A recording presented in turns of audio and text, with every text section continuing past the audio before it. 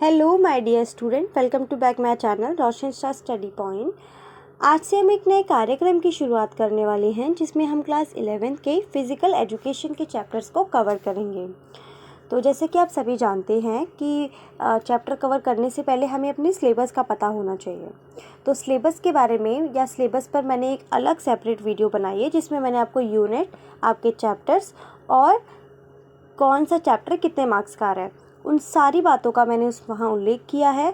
तो यदि जिन स्टूडेंट ने वो वीडियो नहीं देखी है, आप लोग डिस्क्रिप्शन में दिए हुए लिंक पे क्लिक करके उस वीडियो को देख सकते हैं, ताकि आप लोगों को आपका सिलेबस क्लियर रहे। क्योंकि किसी भी पाठ्यक्रम में प्रवेश करने से पहले या उसको पढ़ने से पहले सिलेबस बहुत ज़रूरी होता है, ताकि आप लोग अपने सिलेबस की जो रूपरेखा है वो पता रखें और आपको पता रहे कि हमें कितना पढ़ना है और कैसे पढ़ना है। इसी के साथ स्टार्ट करते हैं आज की वीडियो। स्टार्ट करने से पहले एक और इम्पॉर्टेंट सूचना, अगर आप लोगों ने अभी तक रोशन शाह स्टडी पॉइंट को सब्सक्राइब नहीं किया है तो डू सब्सक्राइब नाउ, ताकि आने वाले वीडियो का नोटिफिकेशन सबसे पहले आपके पास पहुंचे और आप लोग समय से उन वीडियोस को देख सकें।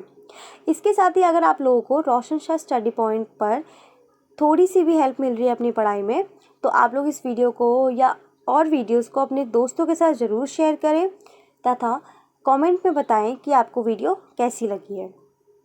क्योंकि आप लोगों के कमेंट मुझे काफ़ी ज़्यादा मोटिवेट करते हैं, मुझे काफ़ी ज़्यादा अच्छा लगता है कि जब आप लोग मुझे कमेंट करके बताते हैं कि मैम ये समझ में नहीं आया या फिर ये पार्ट सही है, तो उस प्रकार से। इसी के साथ हम स्टार्ट करते हैं आज की वीडियो। हमारा जो चैप्टर नंबर 1 है क्लास 11th का, वो है changing trends and career in physical education, शारीरिक शिक्षा में बदलती प्रवृत्तियां और करियर। तो इसमें आप जानेंगे कि शारीरिक शिक्षा में जो बदलती प्रवृत्तियां हैं, यानी कि कौन कौन से जो ट्रेंड्स हैं वो चेंज हो गए हैं, और कैरियर, अगर यदि कोई बच्चा इसमें इंटरेस्टेड है तो वो अपना कैरियर किस प्रकार से इस फील्ड में बना सकता है। तो अब इसके बारे में आज जानेंगे। इसी के साथ ही आप इसमें जानेंगे कुछ ऐसे कार्यक्रम जोड़े गए जैसे खेलो इंडिया कार्यक्रम और फिट इंडिया कार्यक्रम। तो इन दोनों कार्यक्रम के बारे में हम इसमें आज पढ़ने वाले हैं। तो सबसे पहले हम अपने टॉपिक देखते हैं कि आज हम किन किन टॉपिक को कवर करेंगे। आपका जो पहला टॉपिक है वो है शारीरिक शिक्षा की अवधारणा, उसके लक्ष्य और उद्देश्य।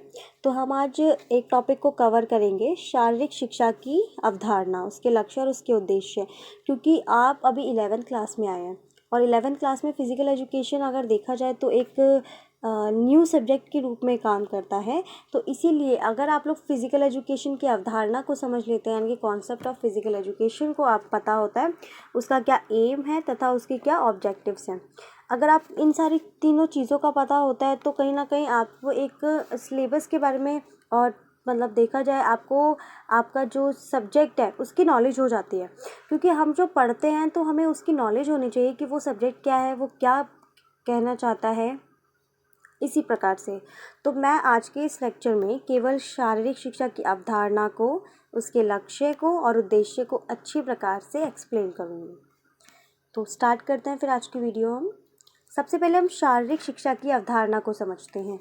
शारीरिक शिक्षा की अगर अवधारणा की बात करें तो शारीरिक शिक्षा जो है वो शिक्षा का ही एक अंग है। शिक्षा का ही एक अंग है जो शारीरिक गतिविधियों के माध्यम से दी जाती है। यानी कि शारीरिक गतिविधियों के माध्यम से दी जाने वाली शिक्षा को क्या कहते हैं? शारीरिक शिक्षा। शारीरिक शिक्षा जो होती है वो ना केवल व्यक्ति के शारीरिक विकास में सहायक होती है, बल्कि वह मानसिक, सामाजिक और संवेगात्मक विकास में भी बहुत हद तक सहायक होती है।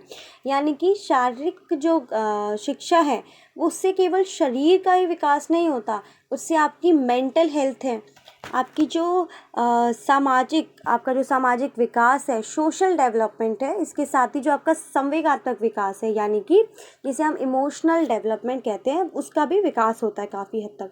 और ये काफ़ी ज़्यादा इम्पॉर्टेंट हो जाता है एक ह्यूमन के लिए।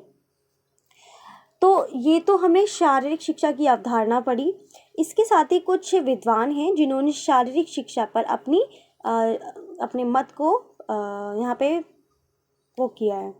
तो जिसमें पहला है आपका जे आर शेरमैन के अनुसार शारीरिक शिक्षा जो है वो शिक्षा का उद्देश्य व्यक्ति के अनुभव को उस सीमा तक प्रभावित करना है जहाँ तक व्यक्ति को परिमिति हो, और जो उस समाज में सफलतापूर्वक समायोजन में मदद दे।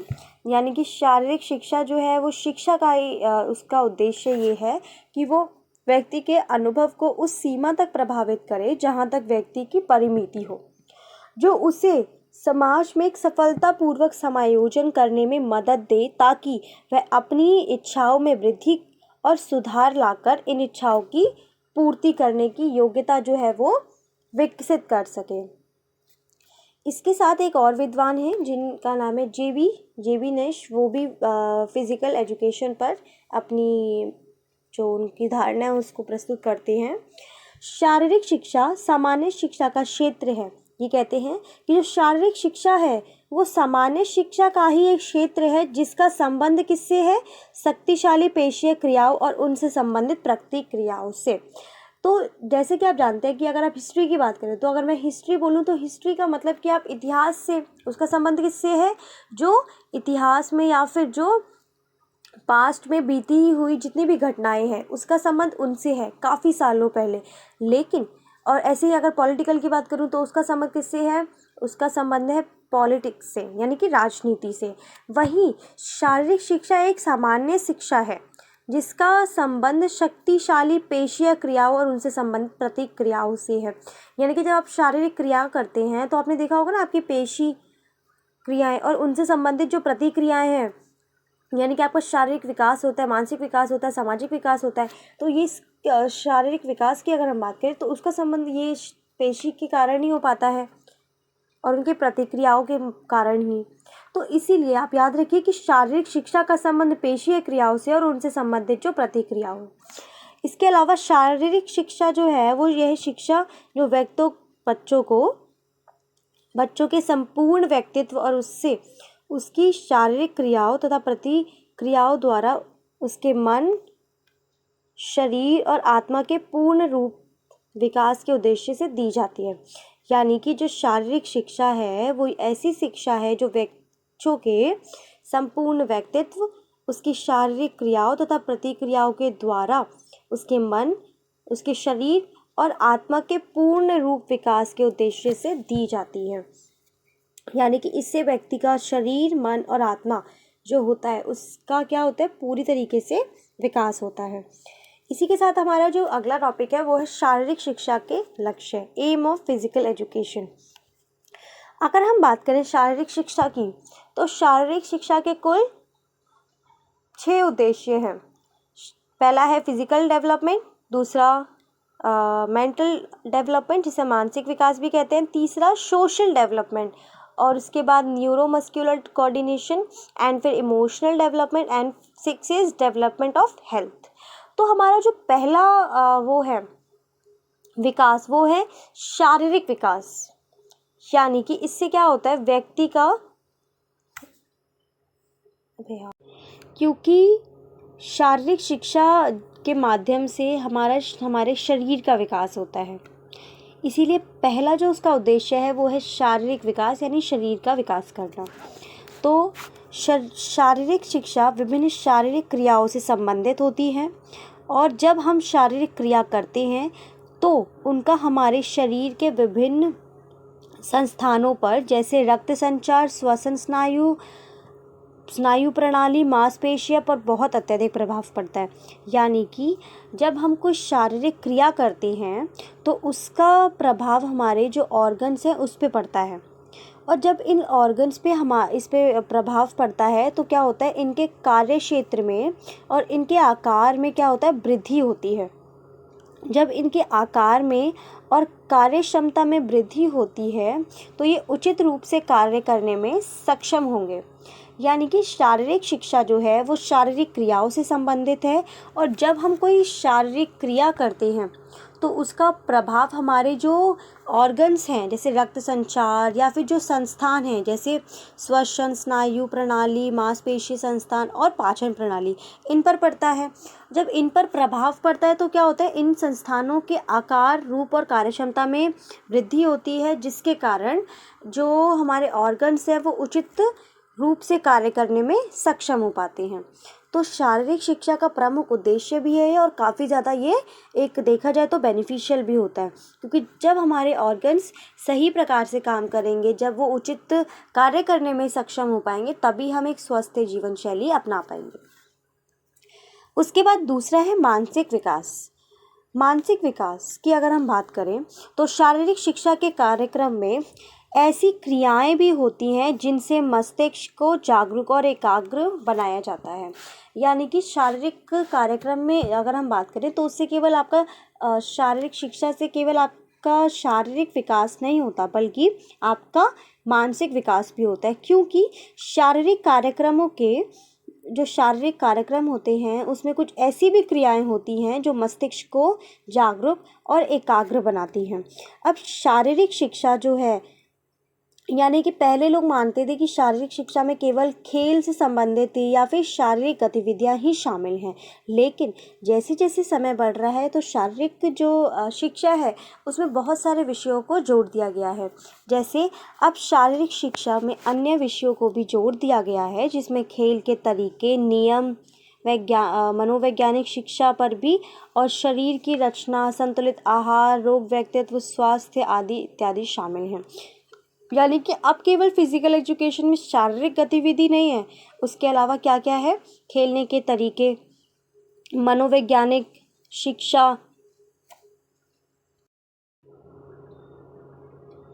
अगर हम शारीरिक शिक्षा की बात करें तो शारीरिक शिक्षा जो है वो व्यक्ति का सामाजिक विकास भी करती है, क्योंकि शारीरिक शिक्षा के माध्यम से जो व्यक्ति होता है उसमें नेतृत्व के गुणों का विकास होता है और वो परिस्थिति के अनुसार समायोजन कर पाता है। तो इससे क्या होता है कि जब वो परिस्थिति के अनुसार समायोजन कर पाता है तो काफ़ी सारे उसके जो गुण हैं वो विकसित होते हैं, जो उसे एक अच्छा नागरिक बनाने में सहायता प्रदान करते हैं। इसके साथ ही इससे व्यक्ति में मित्रता की भावना विकसित होती है और शारीरिक शिक्षा सहयोग, सम्मान,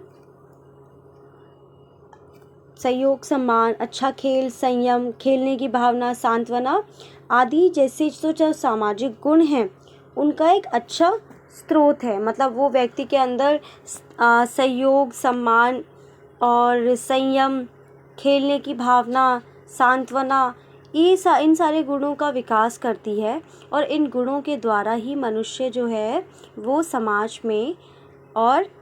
में एक अच्छा नागरिक बनता है और एक स्वस्थ वातावरण का निर्माण करता है, क्योंकि एक अच्छे नागरिक में ये सभी गुण होने चाहिए कि वो क्या हो, वो सहयोग हो, सम्मान युक्त हो, दूसरों की मदद करने वाला हो और बहुत सारे ऐसे मित्रता की भावना, बंधुत्व की जो भावना हो उसके अंदर हो।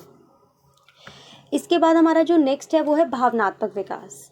अब भावनात्मक विकास तो आप लोग समझ, क्योंकि देखा होगा काफ़ी बार शारीरिक शिक्षा में हमें इतनी ज़्यादा एक्टिविटीज़ करनी पड़ती है, इतनी ज़्यादा प्रैक्टिस करनी पड़ती है कि उसमें हम देखा जाए तो हम इमोशनल या जो भी हमारे जो बताए गए खुशी, आशा, ईर्ष्या, घृणा, क्रोध वगैरह, उन पे हमारा उचित नियंत्रण स्थापित हो जाता है।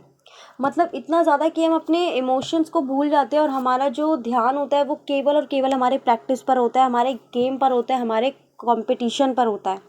इससे जो व्यक्ति होता है उसका ईर्ष्या, घृणा और जो भी अन्य जो इमोशंस कहे गए हैं उन पे उसका नियंत्रण स्थापित हो जाता है। और शारीरिक शिक्षा के कार्यक्रम इन संदेशों को विकसित करते हैं और इन पर नियंत्रण भी रखना सिखाते हैं।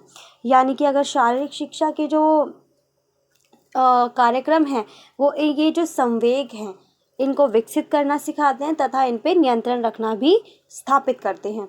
इसी के साथ इन संवेगों के ऊपर यदि व्यक्ति का उचित नियंत्रण हो जाता है तो व्यक्ति जो है वो असामान्य और अनियंत्रित हो जाता है, जो उसके लिए हानिकारक हो सकता है। बिल्कुल, आपने देखा होगा जब भी हमारे ऊपर कोई एक इमोशन हैवी हो जाता है, यानी कि मान लीजिए अगर आपको बहुत क्रोध आ रहा है तब भी आप कुछ गलत कर बैठेंगे, तब भी आप असामान्य अनियंत्रित हो जाएंगे, और यदि आप बहुत खुश हैं तब भी आप कुछ गलत कर बैठेंगे, यानी कि तब भी आप अनियंत्रित और असामान्य हो जाएंगे। तो दोनों ही कंडीशन क्या है, आपके लिए हानिकारक हैं। तो जो शारीरिक शिक्षा है वो व्यक्ति का भावनात्मक विकास करती है, जिससे उसके जो इमोशंस है, जो उसकी संवेग हैं, उस पर उसका नियंत्रण स्थापित होता है और वो एक सामान्य और नियंत्रण स्थापित कर पाता है उन पर। नेक्स्ट जो है वो हमारा है डेवलपमेंट ऑफ हेल्थ, यानी कि शारीरिक शिक्षा से हमारा जो स्वास्थ्य है उसका भी विकास होता है।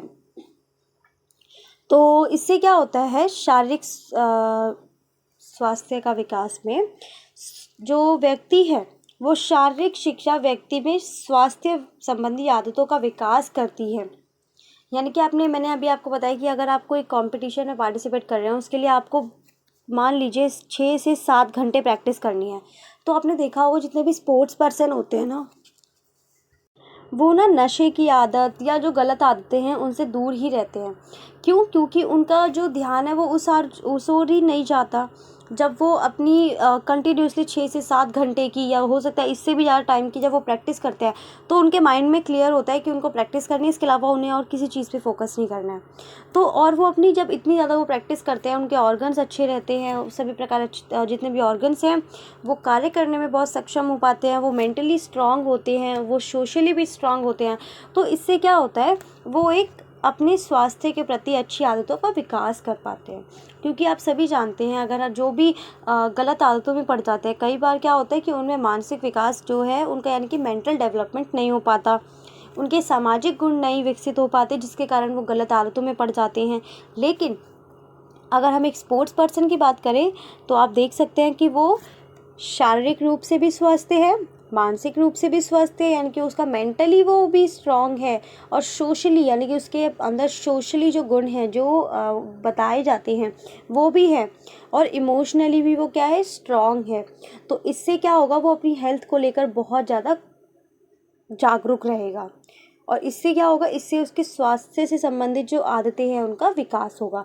क्योंकि गलत आदतों में वही पड़ते हैं जो मानसिक रूप से कमज़ोर होते हैं, ठीक है, जो इमोशनली रूप से वीक होते हैं वो उनकी हो जाता है। लेकिन जो सभी चीज़ों से स्ट्रांग होते हैं वो अपने एक स्वास्थ्य संबंधी जो आदत है उसका विकास कर पाते हैं, जिससे स्वास्थ्य जीवन शैली जीने को प्रभावित करता है। यानी कि ये जो शारीरिक शिक्षा है वो हमें एक स्वस्थ जीवन शैली जीने के लिए प्रभावित करता है, और इससे संक्रामक रोगों से बचाव की भी शिक्षा प्रदान की जाती है। यानी कि आपको पता होगा शारीरिक शिक्षा में बहुत सारे ऐसे विषय जोड़ दिए गए हैं। अब केवल इस शारीरिक शिक्षा से संबंधित ही नहीं है, अब इसमें बहुत सारी आपको अन्य विषय भी इसमें पढ़ने को मिलेंगे, जिसमें आपको रोगों के बारे में बताया जाएगा कि कुछ संक्रामक रोग होते हैं जिनको फैलने का खतरा होता है, तो उसकी भी आपको जानकारी प्राप्त होती है, यानी कि रोगों से संबंधित। इसके अलावा शारीरिक शिक्षा के कार्यक्रम व्यक्ति में चिंता, दबाव और तनाव को काफ़ी हद तक कम करते हैं, और इससे व्यक्ति का स्वास्थ्य जो होता है वो बेहतर हो जाता है।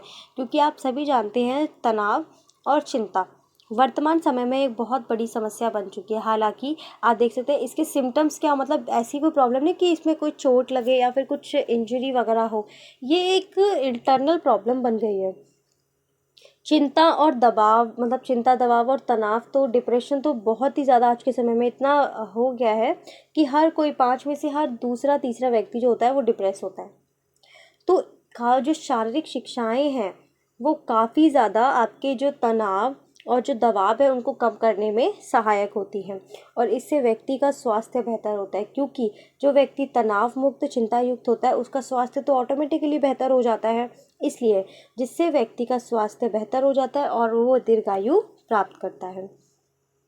तो शारीरिक शिक्षा जो है वो केवल आपको शारीरिक विकास ही नहीं प्रदान करती, वो आपको मानसिक, सामाजिक, भावनात्मक और स्वास्थ्य का भी विकास जो है वो प्रदान करती है, जो एक मनुष्य के लिए काफ़ी ज़्यादा इम्पॉर्टेंट होता है।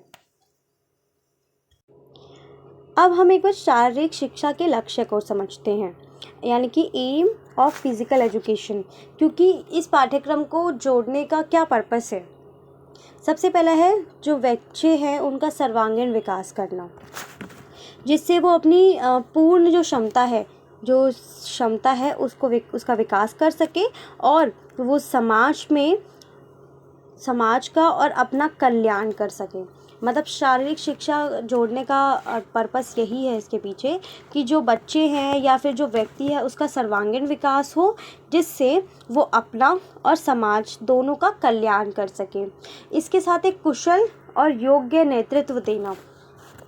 अगर हम सुप्रसिद्ध शारीरिक शिक्षा शास्त्री जो है, जो J.F. विलियम्स के अनुसार देखें तो उनका मानना है कि एक कुशल और योग्य नेतृत्व देना और ऐसी सुविधाएं प्रदान करना जिससे जो व्यक्ति है या जो समुदाय है वो कार्य करने का अवसर दे, ताकि वे सभी क्रियाएं जो हैं उसमें शारीरिक रूप से लाभदायक हो, मानसिक रूप से प्रेरक हो और संतोषजनक हो तथा सामाजिक रूप से क्या हो, स्वस्थ हो। इसके बाद शिक्षा मंत्र जो भारत सरकार है, भारत सरकार के शिक्षा मंत्रालय के द्वारा शिक्षा का प्रमुख लक्ष्य एक बालक को शारीरिक, मानसिक और भावनात्मक रूप से तंदुरुस्त बनाना है। यानी कि भारत सरकार के शिक्षा मंत्रालय के अनुसार शिक्षा का वो शारीरिक शिक्षा का प्रमुख लक्ष्य क्या है, प्रत्येक बालक को शारीरिक, मानसिक और भावनात्मक रूप से तंदुरुस्त बनाना और उसमें व्यक्तिगत और सामाजिक गुणों का विकास करना चाहिए, ताकि वह लोगों के साथ खुशी से रह सके और एक अच्छा नागरिक बन सके। बिल्कुल, अभी हमने पढ़ा कि जो शारीरिक शिक्षा होती है उसके क्या क्या उद्देश्य है, मतलब यदि कोई व्यक्ति शारीरिक रूप से स्ट्रांग होता है, वो मानसिक रूप से स्ट्रांग होता है, सामाजिक रूप से स्ट्रांग होता है और इमोशनली भी अगर वो स्ट्रांग होता है तो वो अपने स्वास्थ्य के प्रति पहला तो जागरूक होगा। दूसरा, जब कोई व्यक्ति इतना ज़्यादा मतलब उसको पता है कि क्या सही है क्या गलत है, तो इससे क्या होता है, हमारे समाज में एक अच्छा एनवायरनमेंट बनता है और जो वो व्यक्ति है वो एक अच्छा नागरिक बनता है। आप देख लीजिए किसी भी स्पोर्ट्स पर्सन को, आपने देखा होगा ना कि वो कितना ज़्यादा मतलब उसके अंदर ये सारे गुण विद्यमान होते हैं, क्योंकि वो उस कंडीशन से निकल के आ चुका होता है, उसने बहुत सारी प्रैक्टिस की होती है जिसके कारण वो उसका सामाजिक विकास होता है, वो कंपटीशन में पार्टिसिपेट करते हैं, वो लोगों के साथ कोऑर्डिनेशन करना जानते हैं, उनका अपनी जो इमोशंस हैं उन पे नियंत्रण होता है, जिसके कारण वो एक समाज में अच्छे व्यक्ति बनते हैं, एक नागरिक बनते हैं और एक अच्छे एनवायरनमेंट को क्रिएट करते हैं। इसी के साथ हमारा जो चैप्टर है वो कंप्लीट होता है और टॉपिक कंप्लीट होता है, जिसमें मैंने आपको शारीरिक शिक्षा की अवधारणा, उसके उद्देश्य और उसके लक्ष्य के बारे में बताया है। अगर आप लोगों को वीडियो अच्छा लगा हो तो प्लीज़ लाइक करें और चैनल को सब्सक्राइब करें। Thank you for watching.